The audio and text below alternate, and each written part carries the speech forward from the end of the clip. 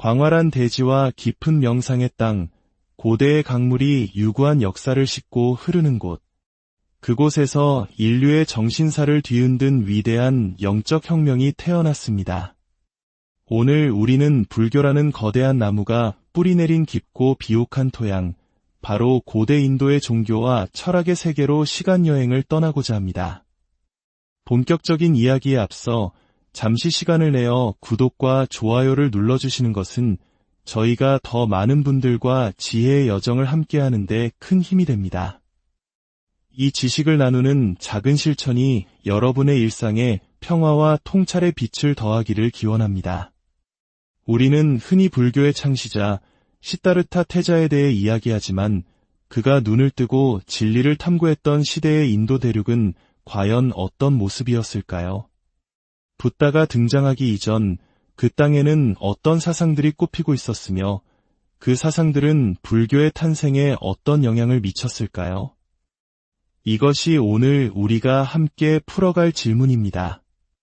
이야기의 시작은 인도의 독특한 문화적 배경을 이해하는 것에서 출발해야 합니다. 인도라는 나라는 우리가 상상하는 것 이상으로 거대합니다. 남북한을 합친 한반도 면적의 약 15배에 달하는 광활한 대륙이죠. 이러한 광막한 자연환경은 인도인들에게 대륙적인 기질과 함께 삶과 죽음, 우주와 같은 근원적인 문제에 대해 깊이 사색하는 성향을 심어주었습니다. 또한 늘 덥고 습한 아열대성 기후는 활동적인 외부 활동보다는 내면으로 침잠하는 명상적인 문화를 발전시키는 자연스러운 배경이 되었습니다.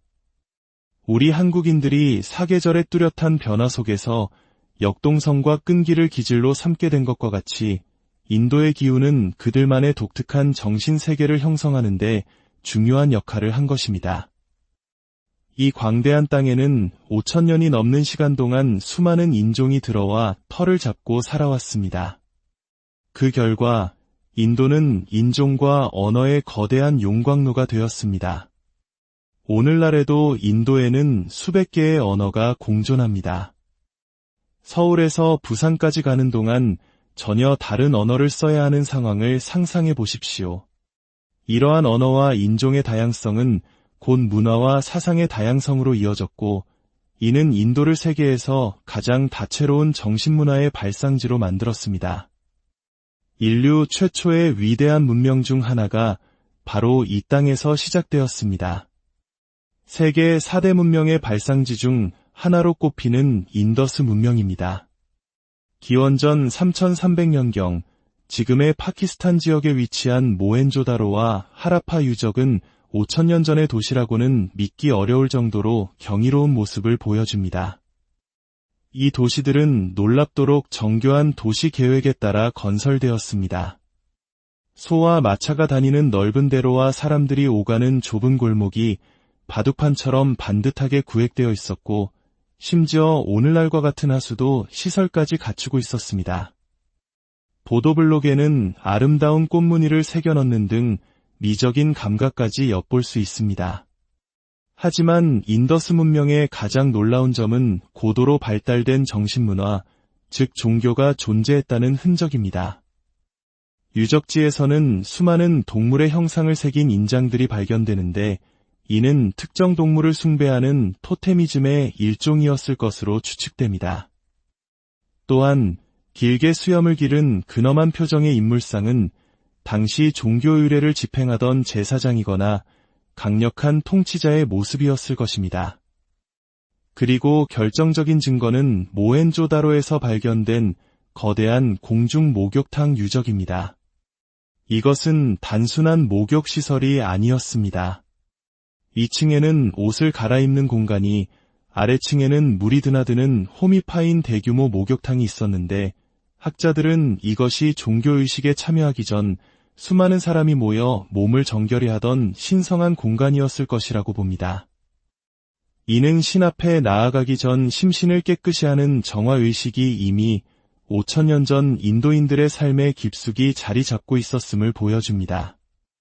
이 찬란했던 인더스 문명이 약 4,500년 전 갑작스럽게 멸망한 후 인도 대륙에는 거대한 변화의 물결이 밀려옵니다.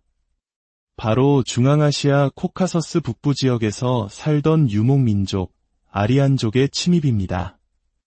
말을 타고 철제 무기를 사용했던 이들은 기원전 1500년경 히말라야 산맥을 넘어 인도 북부로 들어왔습니다. 아리안족은 선주민들을 정복하고 인더스강 유역을 넘어 비옥한 겐지스강 유역으로 영토를 확장하며 새로운 시대를 열었습니다. 이들이 인도에 정착하며 가져온 종교와 세계관은 이후 인도 사상사의 거대한 뿌리가 되는데 그들의 지혜와 신화를 집대성한 경전이 바로 베다입니다. 베다 시대의 초기 인도인들은 자연의 모든 현상에 신이 깃들어 있다고 믿었습니다. 하늘에서는 천둥과 번개의 신 인드라가, 땅에서는 불의 신 아그니가, 하늘에서는 태양의 신 수리야가 세상을 다스렸습니다. 이는 자연의 강력한 힘 앞에서 경외감을 느끼던 고대인들의 소박한 믿음이었습니다. 그들은 신들에게 제사를 드리고 창가를 바침으로써 삶의 행복과 안녕을 보장받을 수 있다고 생각했습니다. 이러한 제사의식은 매우 복잡하고 정교했기 때문에 오직 선택받은 이들만이 집행할 수 있었습니다. 바로 사제 계급인 브라만입니다. 브라만들은 신과 인간을 연결하는 유일한 중개자였습니다.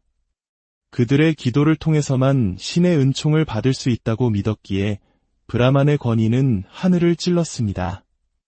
시간이 흐르면서 그들은 신을 움직일 수 있는 살아있는 신과 같은 존재가 되었고, 이는 엄격한 신분제도인 카스트 제도의 최상층을 차지하는 기반이 되었습니다. 그러나 베다 시대 후기로 접어들면서 인도인들의 사유는 놀라운 깊이를 더해갑니다. 수많은 신들에 대한 믿음 너머 이 우주의 근원은 무엇인가에 대한 철학적 질문을 던지기 시작한 것입니다. 베다에 실린 무유의 창가는 그들의 깊은 고뇌를 보여주는 대표적인 예입니다. 태초에 무도 없었고 유도 없었다. 무엇이 허공을 뒤덮었으며 깊고 깊은 물은 어떻게 존재할 수 있었을까? 이 모든 것을 창조한 그 유일자는 알리라. 그러나 어쩌면 그조차도 모르리라. 이 마지막 구절, 어쩌면 그조차도 모르리라는 실로 충격적입니다.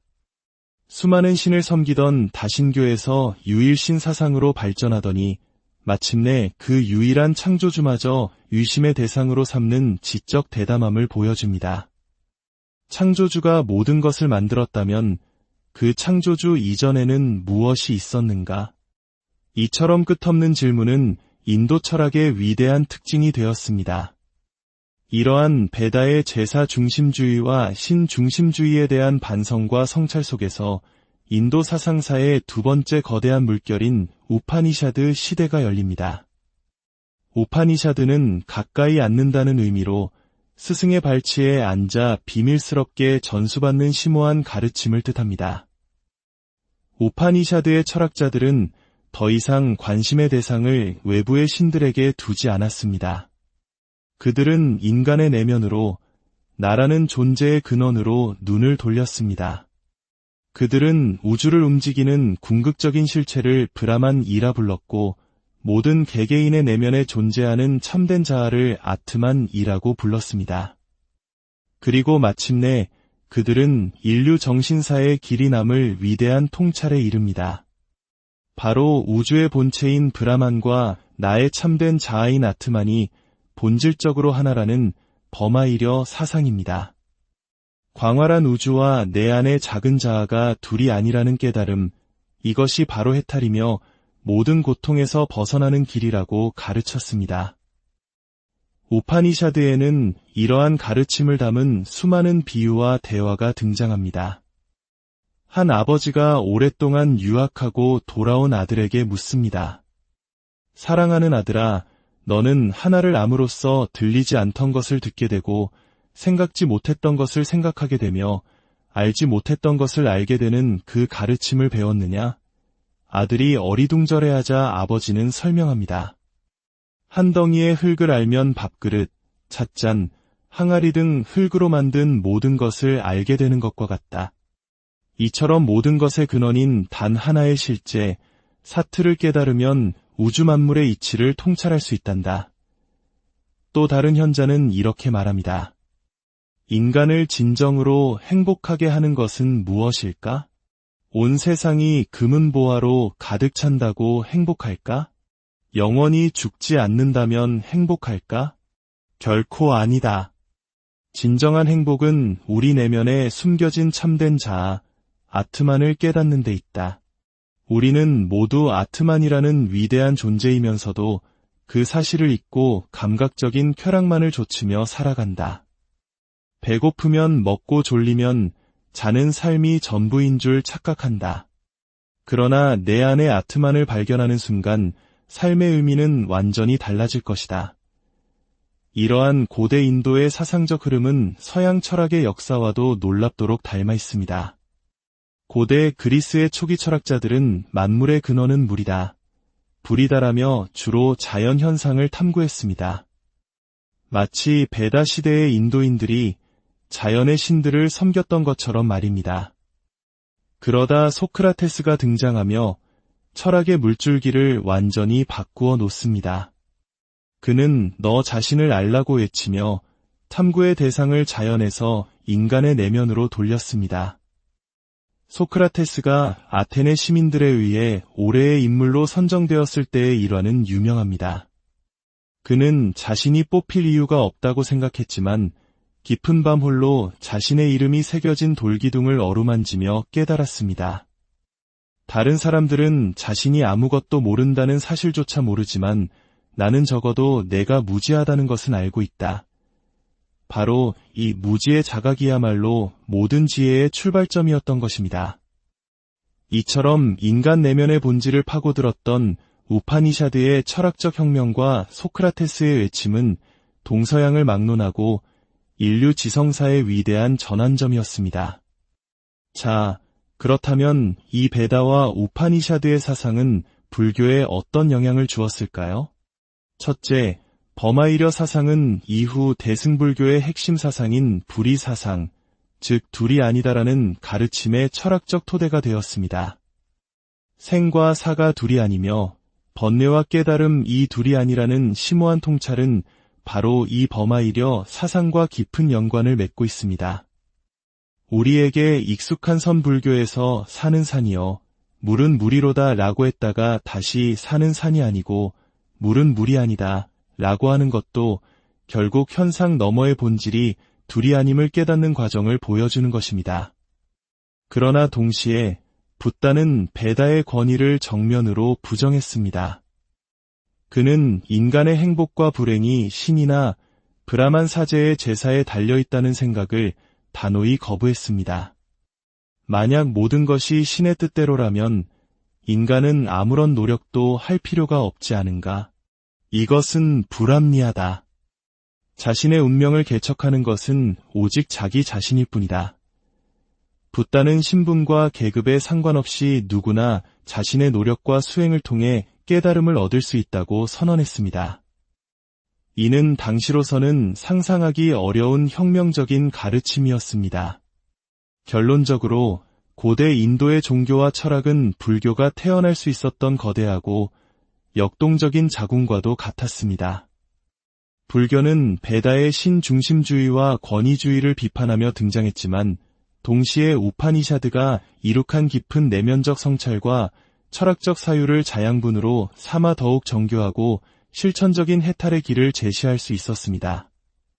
인더스 문명의 정화 의식에서부터 시작하여 베다 시대의 수많은 신들과의 교감, 그리고 우파니샤드 철학자들의 나는 누구인가라는 근원적 질문에 이르기까지 이 길고 깊은 사유의 강물 끝에서 마침내 붓다라는 한 위대한 인간이 깨달음의 꽃을 피워냈던 것입니다.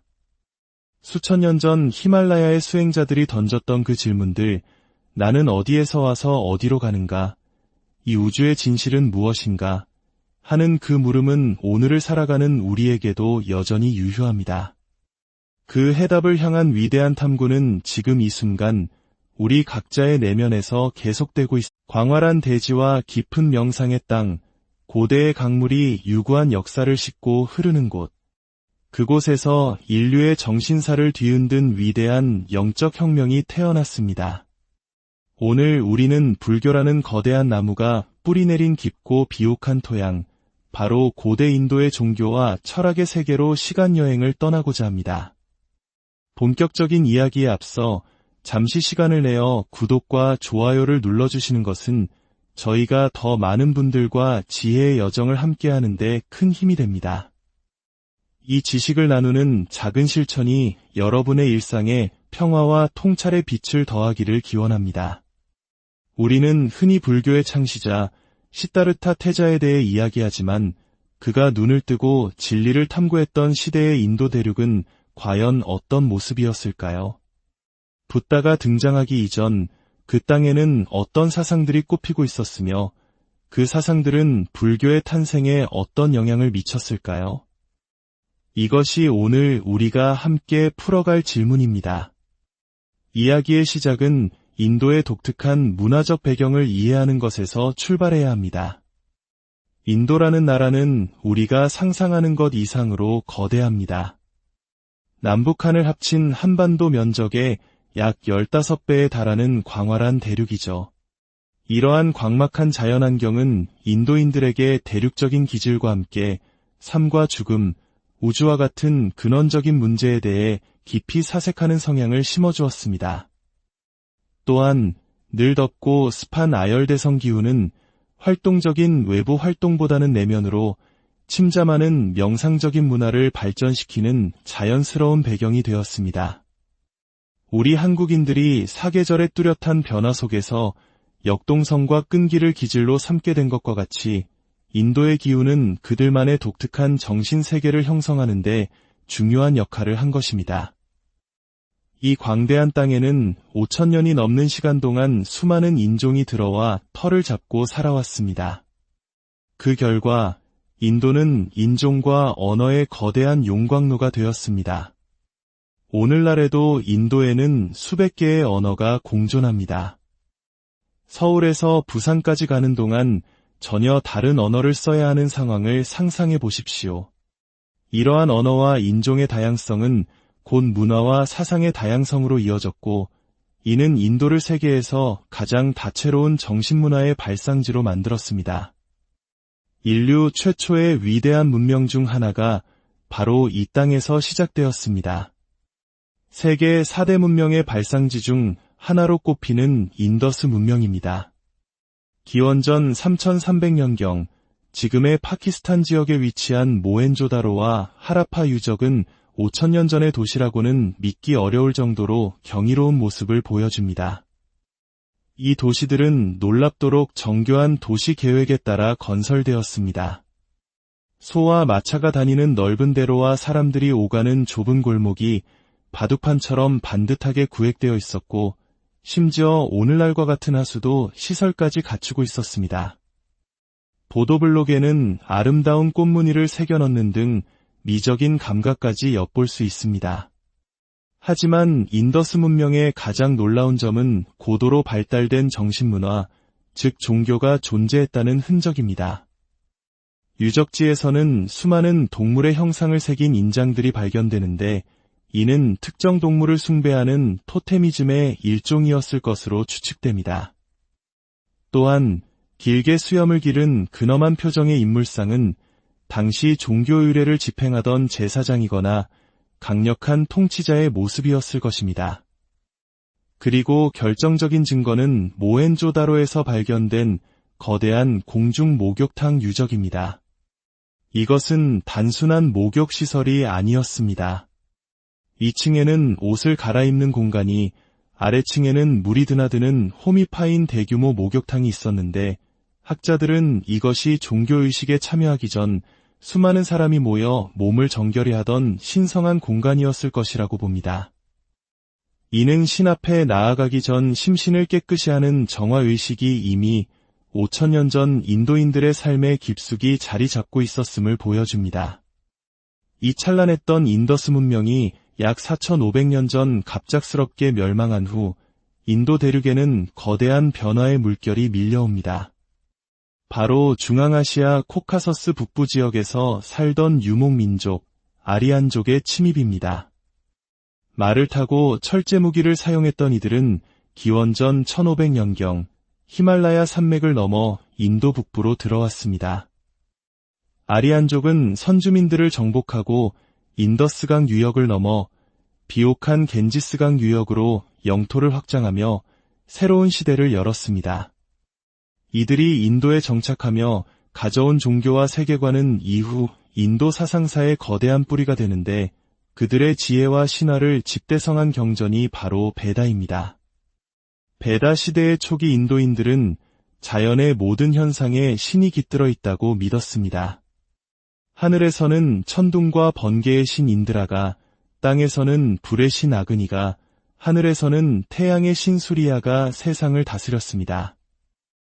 이는 자연의 강력한 힘 앞에서 경외감을 느끼던 고대인들의 소박한 믿음이었습니다. 그들은 신들에게 제사를 드리고 창가를 바침으로써 삶의 행복과 안녕을 보장받을 수 있다고 생각했습니다. 이러한 제사의식은 매우 복잡하고 정교했기 때문에 오직 선택받은 이들만이 집행할 수 있었습니다. 바로 사제 계급인 브라만입니다.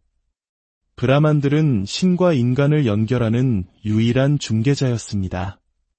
그들의 기도를 통해서만 신의 은총을 받을 수 있다고 믿었기에 브라만의 권위는 하늘을 찔렀습니다. 시간이 흐르면서 그들은 신을 움직일 수 있는 살아있는 신과 같은 존재가 되었고, 이는 엄격한 신분제도인 카스트 제도의 최상층을 차지하는 기반이 되었습니다. 그러나 베다 시대 후기로 접어들면서 인도인들의 사유는 놀라운 깊이를 더해갑니다. 수많은 신들에 대한 믿음 넘어 이 우주의 근원은 무엇인가에 대한 철학적 질문을 던지기 시작한 것입니다. 베다에 실린 무유의 창가는 그들의 깊은 고뇌를 보여주는 대표적인 예입니다. 태초에 무도 없었고 유도 없었다. 무엇이 허공을 뒤덮었으며 깊고 깊은 물은 어떻게 존재할 수 있었을까? 이 모든 것을 창조한 그 유일자는 알리라. 그러나 어쩌면 그조차도 모르리라. 이 마지막 구절, 어쩌면 그조차도 모르리라는 실로 충격적입니다.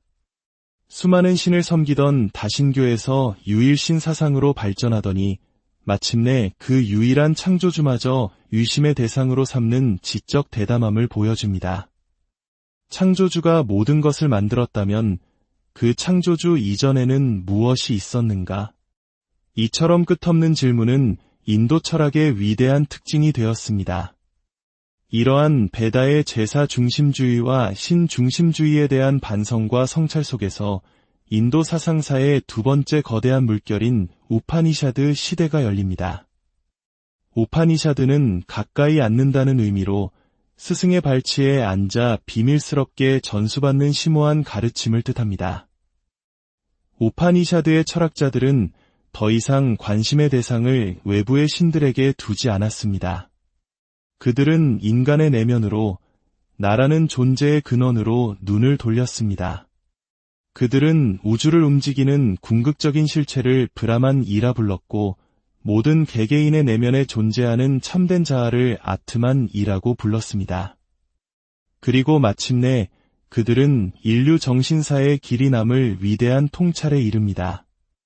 바로 우주의 본체인 브라만과 나의 참된 자아인 아트만이 본질적으로 하나라는 버마이려 사상입니다. 광활한 우주와 내 안의 작은 자아가 둘이 아니라는 깨달음, 이것이 바로 해탈이며 모든 고통에서 벗어나는 길이라고 가르쳤습니다. 우파니샤드에는 이러한 가르침을 담은 수많은 비유와 대화가 등장합니다. 한 아버지가 오랫동안 유학하고 돌아온 아들에게 묻습니다. 사랑하는 아들아, 너는 하나를 암으로써 들리지 않던 것을 듣게 되고 생각지 못했던 것을 생각하게 되며 알지 못했던 것을 알게 되는 그 가르침을 배웠느냐? 아들이 어리둥절해하자 아버지는 설명합니다. 한 덩이의 흙을 알면 밥그릇, 찻잔, 항아리 등 흙으로 만든 모든 것을 알게 되는 것과 같다. 이처럼 모든 것의 근원인 단 하나의 실제, 사트를 깨달으면 우주 만물의 이치를 통찰할 수 있단다. 또 다른 현자는 이렇게 말합니다. 인간을 진정으로 행복하게 하는 것은 무엇일까? 온 세상이 금은보화로 가득 찬다고 행복할까? 영원히 죽지 않는다면 행복할까? 결코 아니다. 진정한 행복은 우리 내면에 숨겨진 참된 자아, 아트만을 깨닫는 데 있다. 우리는 모두 아트만이라는 위대한 존재이면서도 그 사실을 잊고 감각적인 쾌락만을 좇으며 살아간다. 배고프면 먹고 졸리면 자는 삶이 전부인 줄 착각한다. 그러나 내 안의 아트만을 발견하는 순간 삶의 의미는 완전히 달라질 것이다. 이러한 고대 인도의 사상적 흐름은 서양 철학의 역사와도 놀랍도록 닮아 있습니다. 고대 그리스의 초기 철학자들은 만물의 근원은 물이다, 불이다라며 주로 자연 현상을 탐구했습니다. 마치 베다 시대의 인도인들이 자연의 신들을 섬겼던 것처럼 말입니다. 그러다 소크라테스가 등장하며 철학의 물줄기를 완전히 바꾸어 놓습니다.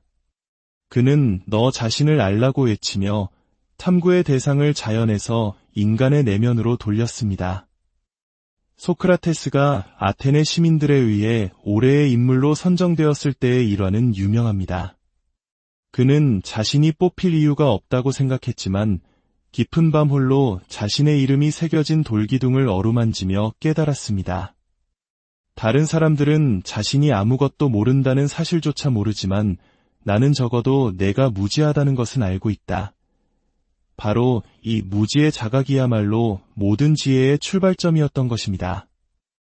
이처럼 인간 내면의 본질을 파고들었던 우파니샤드의 철학적 혁명과 소크라테스의 외침은 동서양을 막론하고 인류 지성사의 위대한 전환점이었습니다. 자, 그렇다면 이 베다와 우파니샤드의 사상은 불교에 어떤 영향을 주었을까요? 첫째, 버마이려 사상은 이후 대승불교의 핵심 사상인 불의 사상, 즉 둘이 아니다라는 가르침의 철학적 토대가 되었습니다. 생과 사가 둘이 아니며 번뇌와 깨달음 이 둘이 아니라는 심오한 통찰은 바로 이 버마이려 사상과 깊은 연관을 맺고 있습니다. 우리에게 익숙한 선불교에서 산은 산이여 물은 물이로다 라고 했다가 다시 산은 산이 아니고 물은 물이 아니다 라고 하는 것도 결국 현상 너머의 본질이 둘이 아님을 깨닫는 과정을 보여주는 것입니다. 그러나 동시에 붓다는 베다의 권위를 정면으로 부정했습니다. 그는 인간의 행복과 불행이 신이나 브라만 사제의 제사에 달려있다는 생각을 단호히 거부했습니다. 만약 모든 것이 신의 뜻대로라면 인간은 아무런 노력도 할 필요가 없지 않은가? 이것은 불합리하다. 자신의 운명을 개척하는 것은 오직 자기 자신일 뿐이다.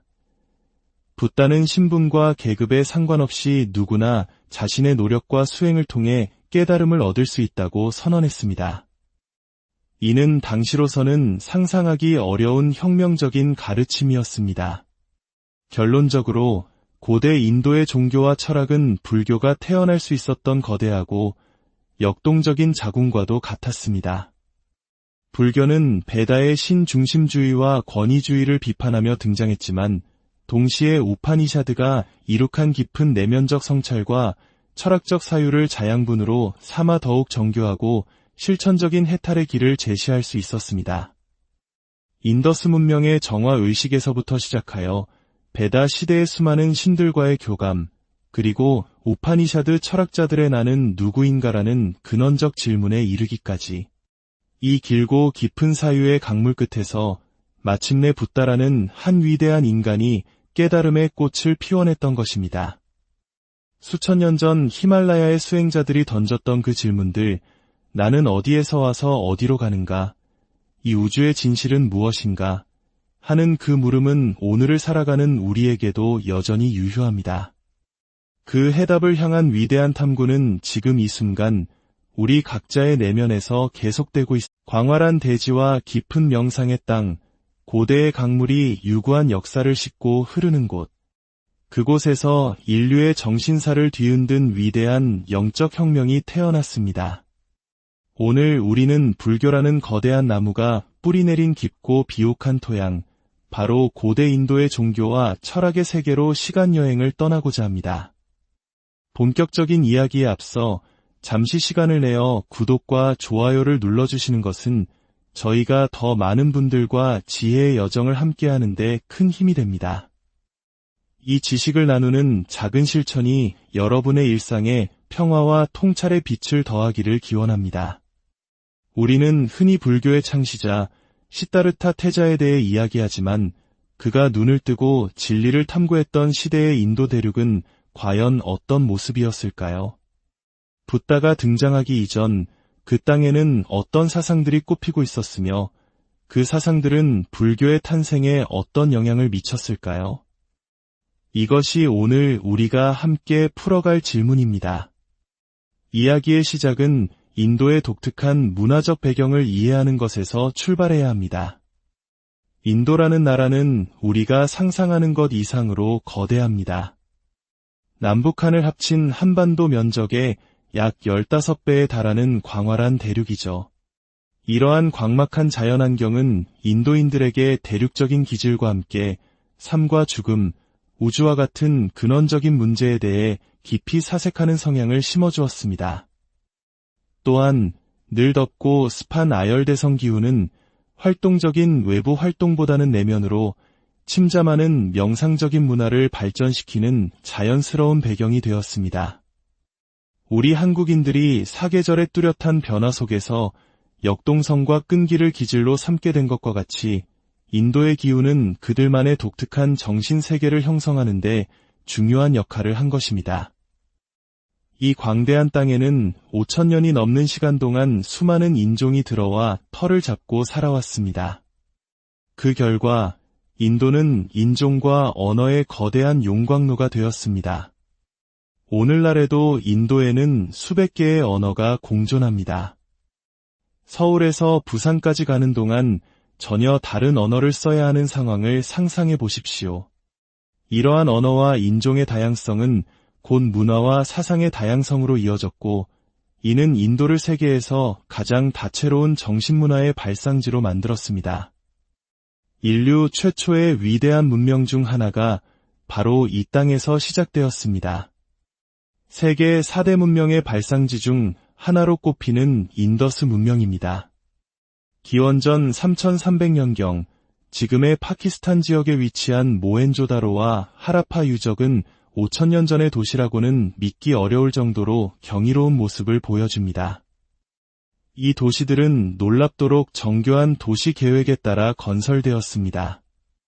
소와 마차가 다니는 넓은 대로와 사람들이 오가는 좁은 골목이 바둑판처럼 반듯하게 구획되어 있었고, 심지어 오늘날과 같은 하수도 시설까지 갖추고 있었습니다. 보도블록에는 아름다운 꽃무늬를 새겨넣는 등 미적인 감각까지 엿볼 수 있습니다. 하지만 인더스 문명의 가장 놀라운 점은 고도로 발달된 정신문화, 즉 종교가 존재했다는 흔적입니다. 유적지에서는 수많은 동물의 형상을 새긴 인장들이 발견되는데, 이는 특정 동물을 숭배하는 토테미즘의 일종이었을 것으로 추측됩니다. 또한 길게 수염을 기른 근엄한 표정의 인물상은 당시 종교 의례를 집행하던 제사장이거나 강력한 통치자의 모습이었을 것입니다. 그리고 결정적인 증거는 모헨조다로에서 발견된 거대한 공중 목욕탕 유적입니다. 이것은 단순한 목욕시설이 아니었습니다.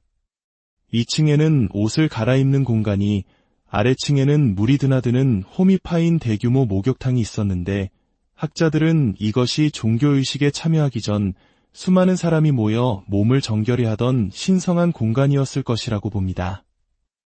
이는 신 앞에 나아가기 전 심신을 깨끗이 하는 정화의식이 이미 5,000년 전 인도인들의 삶에 깊숙이 자리 잡고 있었음을 보여줍니다. 이 찬란했던 인더스 문명이 약 4,500년 전 갑작스럽게 멸망한 후 인도 대륙에는 거대한 변화의 물결이 밀려옵니다. 바로 중앙아시아 코카서스 북부 지역에서 살던 유목민족, 아리안족의 침입입니다. 말을 타고 철제 무기를 사용했던 이들은 기원전 1500년경 히말라야 산맥을 넘어 인도 북부로 들어왔습니다. 아리안족은 선주민들을 정복하고 인더스강 유역을 넘어 비옥한 겐지스강 유역으로 영토를 확장하며 새로운 시대를 열었습니다.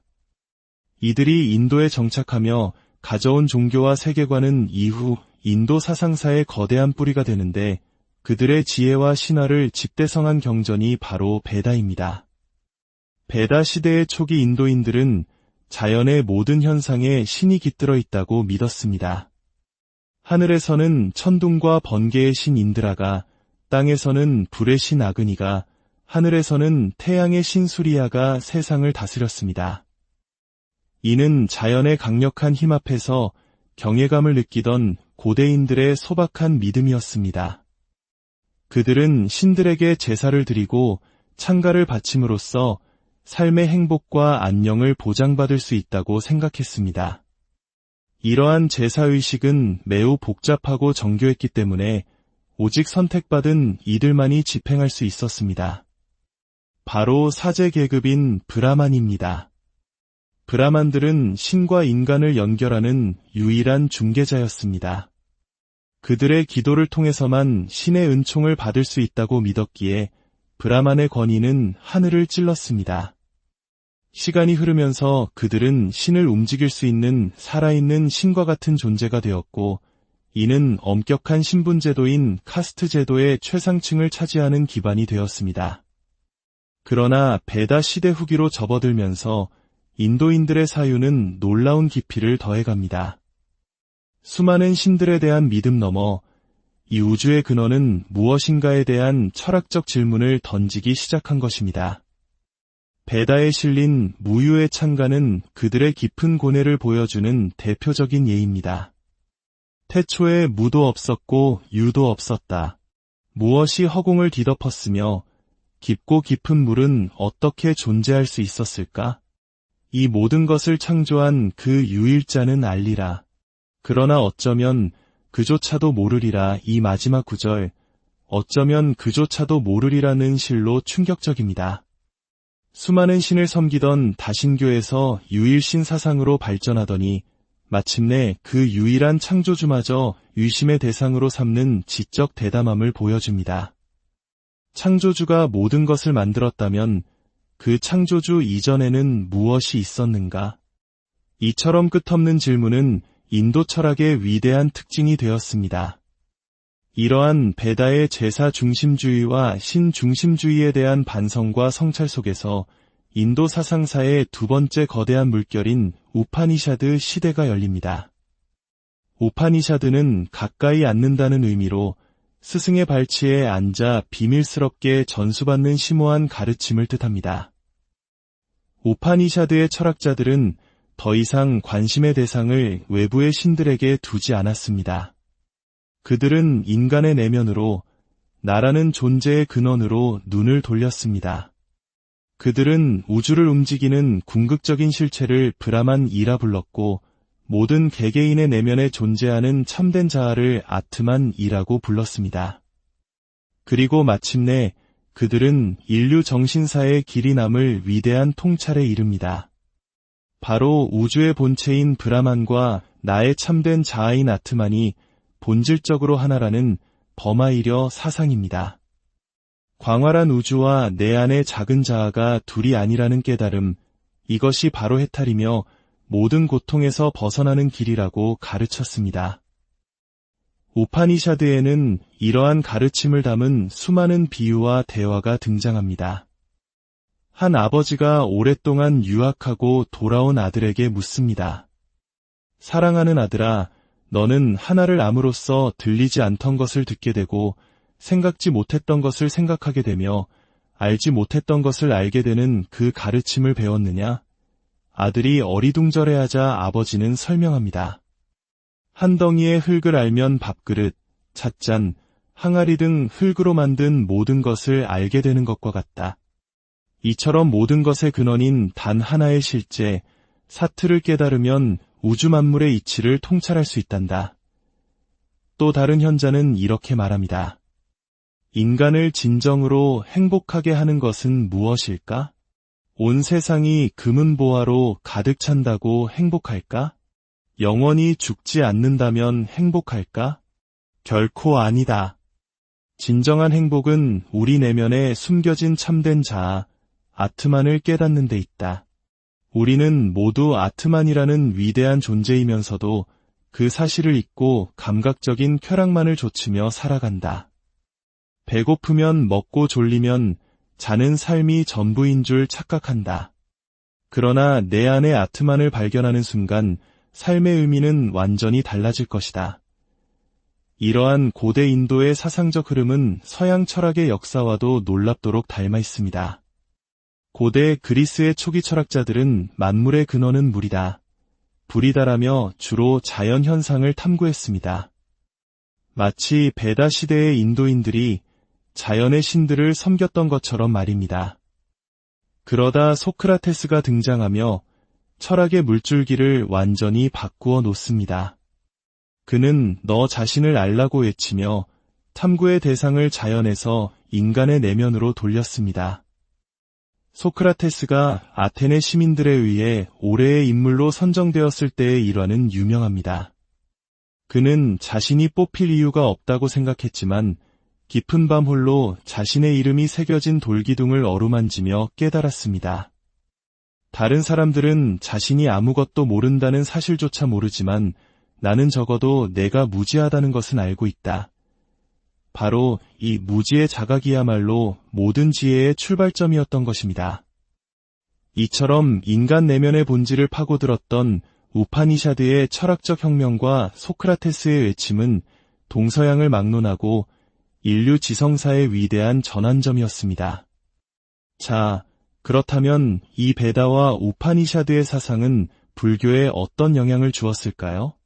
첫째, 버마이려 사상은 이후 대승불교의 핵심 사상인 불의 사상, 즉 둘이 아니다라는 가르침의 철학적 토대가 되었습니다. 생과 사가 둘이 아니며 번뇌와 깨달음 이 둘이 아니라는 심오한 통찰은 바로 이 버마이려 사상과 깊은 연관을 맺고 있습니다. 우리에게 익숙한 선불교에서 산은 산이여 물은 물이로다 라고 했다가 다시 산은 산이 아니고 물은 물이 아니다 라고 하는 것도 결국 현상 너머의 본질이 둘이 아님을 깨닫는 과정을 보여주는 것입니다. 그러나 동시에 붓다는 베다의 권위를 정면으로 부정했습니다. 그는 인간의 행복과 불행이 신이나 브라만 사제의 제사에 달려있다는 생각을 단호히 거부했습니다. 만약 모든 것이 신의 뜻대로라면 인간은 아무런 노력도 할 필요가 없지 않은가? 이것은 불합리하다. 자신의 운명을 개척하는 것은 오직 자기 자신일 뿐이다. 붓다는 신분과 계급에 상관없이 누구나 자신의 노력과 수행을 통해 깨달음을 얻을 수 있다고 선언했습니다.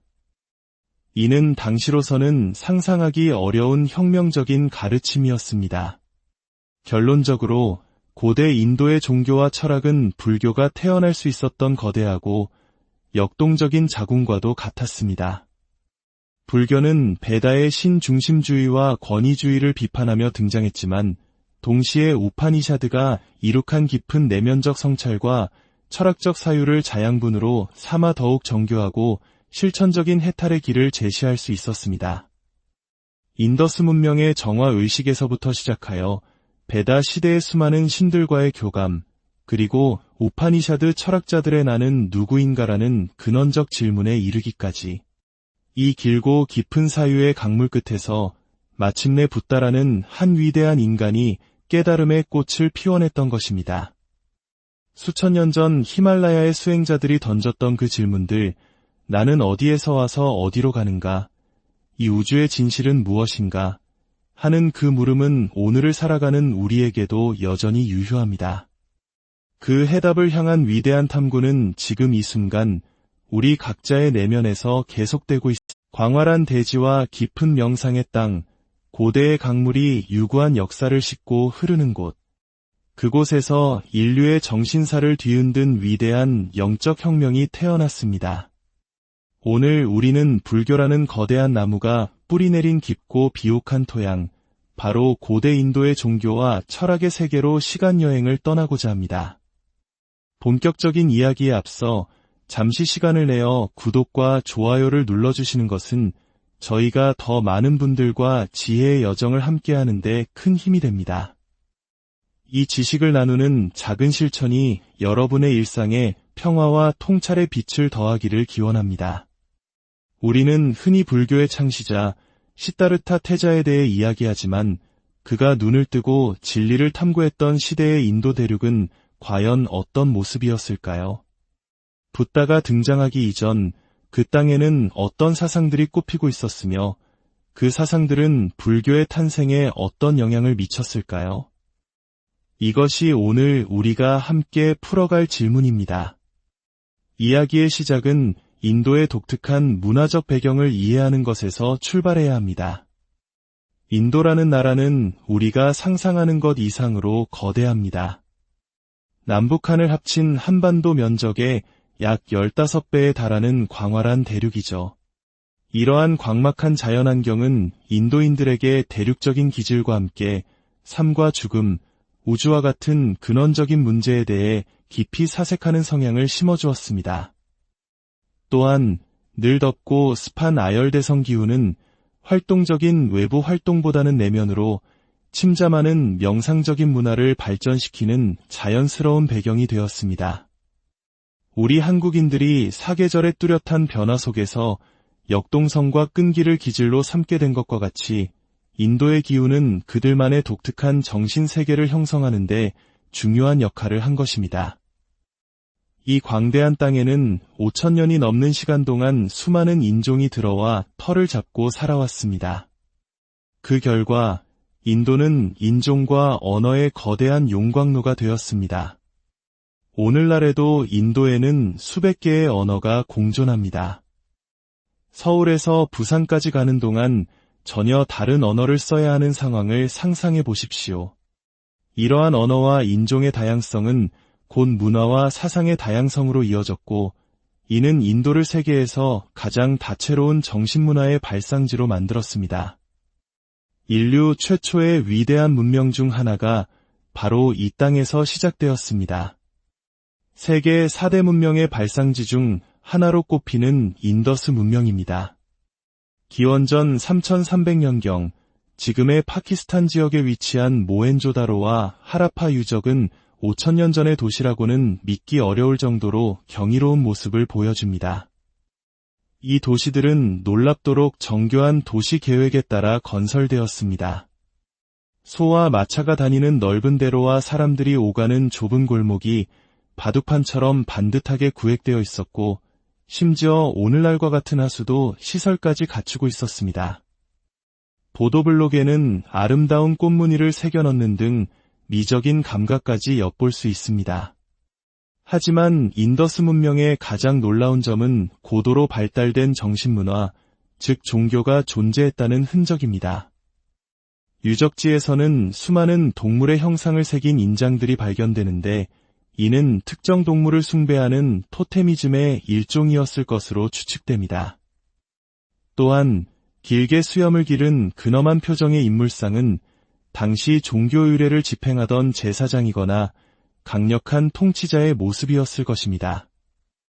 그리고 결정적인 증거는 모헨조다로에서 발견된 거대한 공중 목욕탕 유적입니다. 이것은 단순한 목욕 시설이 아니었습니다. 2층에는 옷을 갈아입는 공간이, 아래층에는 물이 드나드는 홈이 파인 대규모 목욕탕이 있었는데, 학자들은 이것이 종교의식에 참여하기 전 수많은 사람이 모여 몸을 정결히 하던 신성한 공간이었을 것이라고 봅니다. 이는 신 앞에 나아가기 전 심신을 깨끗이 하는 정화의식이 이미 5,000년 전 인도인들의 삶에 깊숙이 자리 잡고 있었음을 보여줍니다. 이 찬란했던 인더스 문명이 약 4,500년 전 갑작스럽게 멸망한 후 인도 대륙에는 거대한 변화의 물결이 밀려옵니다. 바로 중앙아시아 코카서스 북부 지역에서 살던 유목민족, 아리안족의 침입입니다. 말을 타고 철제 무기를 사용했던 이들은 기원전 1500년경 히말라야 산맥을 넘어 인도 북부로 들어왔습니다. 아리안족은 선주민들을 정복하고 인더스강 유역을 넘어 비옥한 겐지스강 유역으로 영토를 확장하며 새로운 시대를 열었습니다. 이들이 인도에 정착하며 가져온 종교와 세계관은 이후 인도 사상사의 거대한 뿌리가 되는데 그들의 지혜와 신화를 집대성한 경전이 바로 베다입니다. 베다 시대의 초기 인도인들은 자연의 모든 현상에 신이 깃들어 있다고 믿었습니다. 하늘에서는 천둥과 번개의 신 인드라가, 땅에서는 불의 신 아그니가, 하늘에서는 태양의 신 수리야가 세상을 다스렸습니다. 이는 자연의 강력한 힘 앞에서 경외감을 느끼던 고대인들의 소박한 믿음이었습니다. 그들은 신들에게 제사를 드리고 창가를 바침으로써 삶의 행복과 안녕을 보장받을 수 있다고 생각했습니다.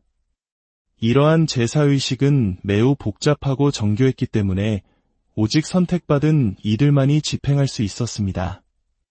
바로 사제 계급인 브라만입니다.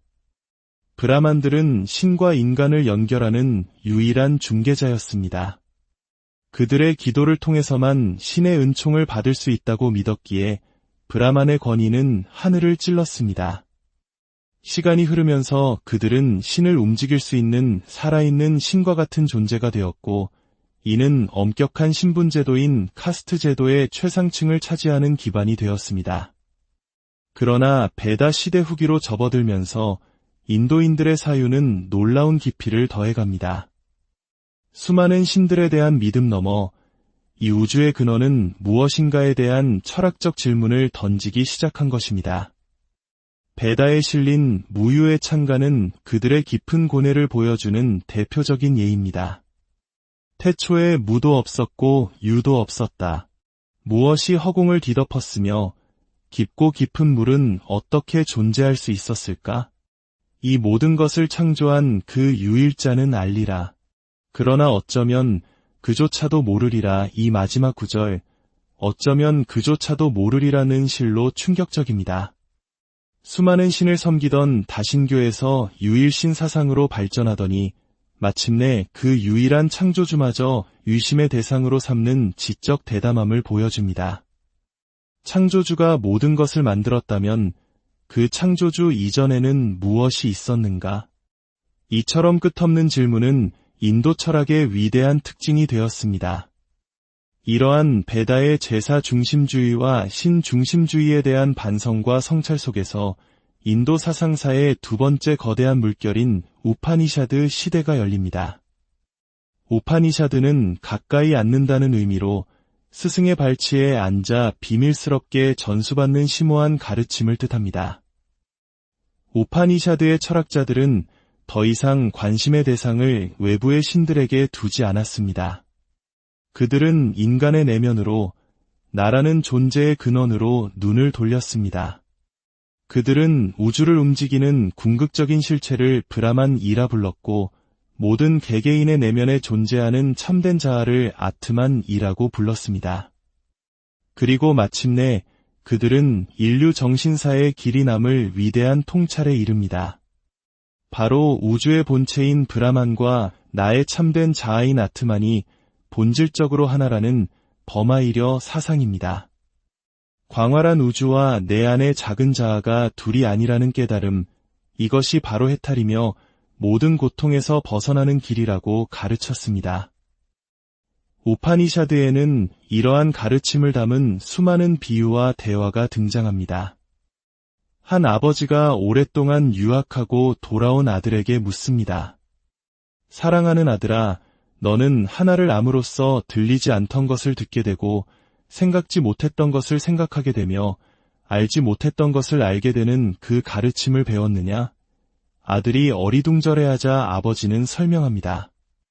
한 덩이의 흙을 알면 밥그릇, 찻잔, 항아리 등 흙으로 만든 모든 것을 알게 되는 것과 같다. 이처럼 모든 것의 근원인 단 하나의 실제, 사트를 깨달으면 우주 만물의 이치를 통찰할 수 있단다. 또 다른 현자는 이렇게 말합니다.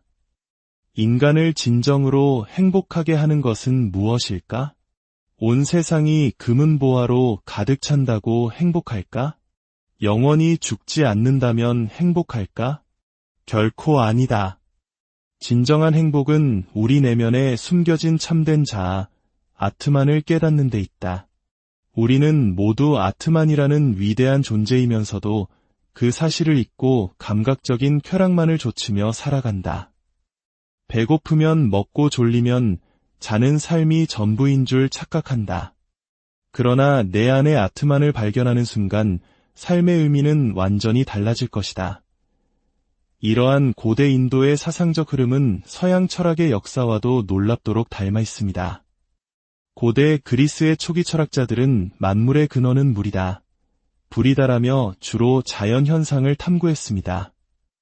마치 베다 시대의 인도인들이 자연의 신들을 섬겼던 것처럼 말입니다. 그러다 소크라테스가 등장하며 철학의 물줄기를 완전히 바꾸어 놓습니다. 그는 너 자신을 알라고 외치며 탐구의 대상을 자연에서 인간의 내면으로 돌렸습니다. 소크라테스가 아테네 시민들에 의해 올해의 인물로 선정되었을 때의 일화는 유명합니다.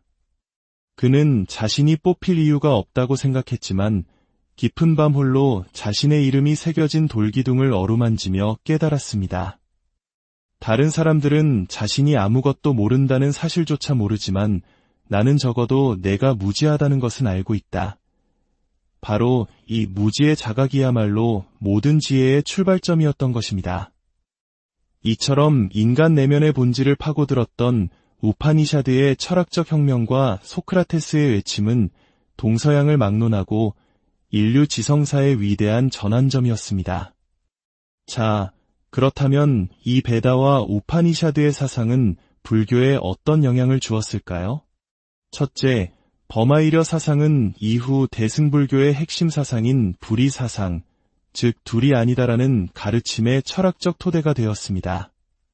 생과 사가 둘이 아니며 번뇌와 깨달음 이 둘이 아니라는 심오한 통찰은 바로 이 버마이려 사상과 깊은 연관을 맺고 있습니다.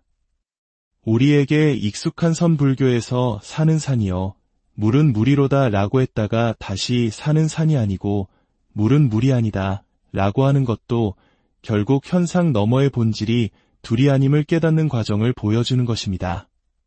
그러나 동시에 붓다는 베다의 권위를 정면으로 부정했습니다. 그는 인간의 행복과 불행이 신이나 브라만 사제의 제사에 달려있다는 생각을 단호히 거부했습니다. 만약 모든 것이 신의 뜻대로라면 인간은 아무런 노력도 할 필요가 없지 않은가? 이것은 불합리하다. 자신의 운명을 개척하는 것은 오직 자기 자신일 뿐이다. 붓다는 신분과 계급에 상관없이 누구나 자신의 노력과 수행을 통해 깨달음을 얻을 수 있다고 선언했습니다. 이는 당시로서는 상상하기 어려운 혁명적인 가르침이었습니다. 결론적으로 고대 인도의 종교와 철학은 불교가 태어날 수 있었던 거대하고 역동적인 자궁과도 같았습니다. 불교는 베다의 신중심주의와 권위주의를 비판하며 등장했지만 동시에 우파니샤드가 이룩한 깊은 내면적 성찰과 철학적 사유를 자양분으로 삼아 더욱 정교하고 실천적인 해탈의 길을 제시할 수 있었습니다. 인더스 문명의 정화의식에서부터 시작하여 베다 시대의 수많은 신들과의 교감, 그리고 우파니샤드 철학자들의 나는 누구인가라는 근원적 질문에 이르기까지 이 길고 깊은 사유의 강물 끝에서 마침내 붓다라는 한 위대한 인간이 깨달음의 꽃을 피워냈던 것입니다. 수천 년 전 히말라야의 수행자들이 던졌던 그 질문들, 나는 어디에서 와서 어디로 가는가? 이 우주의 진실은 무엇인가? 하는 그 물음은 오늘을 살아가는 우리에게도 여전히 유효합니다. 그 해답을 향한 위대한 탐구는 지금 이 순간 우리 각자의 내면에서 계속되고 있습니다. 광활한 대지와 깊은 명상의 땅, 고대의 강물이 유구한 역사를 싣고 흐르는 곳. 그곳에서 인류의 정신사를 뒤흔든 위대한 영적 혁명이 태어났습니다.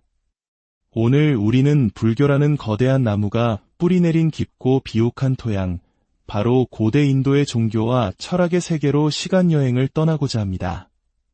본격적인 이야기에 앞서 잠시 시간을 내어 구독과 좋아요를 눌러주시는 것은 저희가 더 많은 분들과 지혜의 여정을 함께하는 데 큰 힘이 됩니다. 이 지식을 나누는 작은 실천이 여러분의 일상에 평화와 통찰의 빛을 더하기를 기원합니다. 우리는